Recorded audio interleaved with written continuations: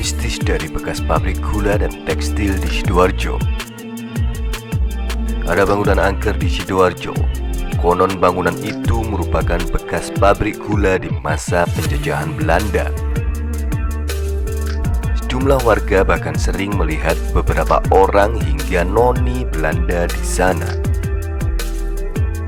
Bangunan ini berada di Jalan Raya Tanggulangin dari arah Surabaya ke Malang, tepatnya ke arah selatan Pasar Ngaban, Tanggulangin.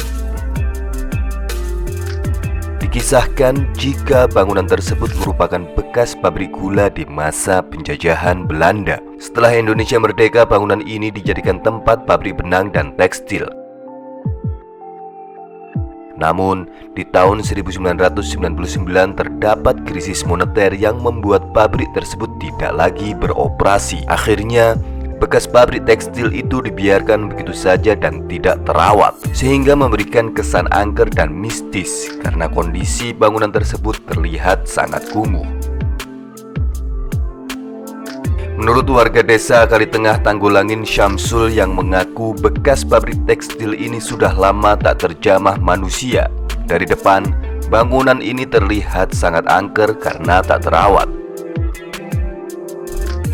Syamsul menyebut dirinya sering mendengar cerita warga lain yang melihat hantu di sana.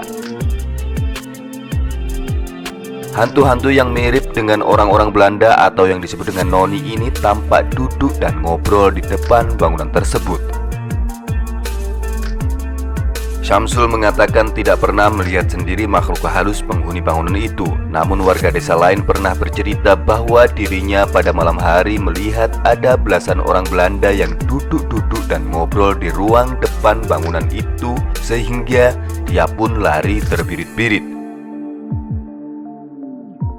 Keanehan-keanehan lain ini, lanjut Syamsul, biasanya terlihat pada malam Jumat Legi. Namun, Syamsul menyebut yang melihat keanehan itu biasanya bukanlah warga sekitar pabrik tersebut, tetapi orang-orang yang sengaja ingin mengetahui peristiwa sebenarnya di bangunan itu. Beberapa warga juga mengatakan terdapat sejumlah keanehan yang dirasakan oleh orang-orang tersebut, seperti melihat seekor ular yang sangat besar. Dikisahkan oleh Syamsul, sebelum lumpur Lapindo Sidoarjo menyembur, ada warga Kalitengah yang berjualan minuman. Namun pada saat tiba waktunya maghrib, dia tidak menutup dagangannya tersebut. Akhirnya penjual tersebut kesurupan makhluk halus. Rata-rata yang melihat makhluk halus di bangunan itu adalah pengguna jalan yang sedang beristirahat, karena depan bangunan yang rindang sehingga nyaman untuk istirahat. Meski begitu, makhluk halus yang sering menampakkan diri tidak pernah mengganggu orang, hanya cukup menampakkan dirinya saja. Syamsul mengatakan pernah terjadi pada saat malam hari ada seseorang yang bertanya apakah di bangunan itu ada pesta atau hajatan dan perayaan pernikahan atau ulang tahun. Hal itu karena di bangunan tersebut nampak sangat ramai. Setelah Syamsul menanyakan di bangunan yang mana terdapat pesta, kemudian orang tersebut sangat kaget. Ternyata di bangunan itu sepi, tidak ada siapapun, bahkan kondisinya juga sangat gelap.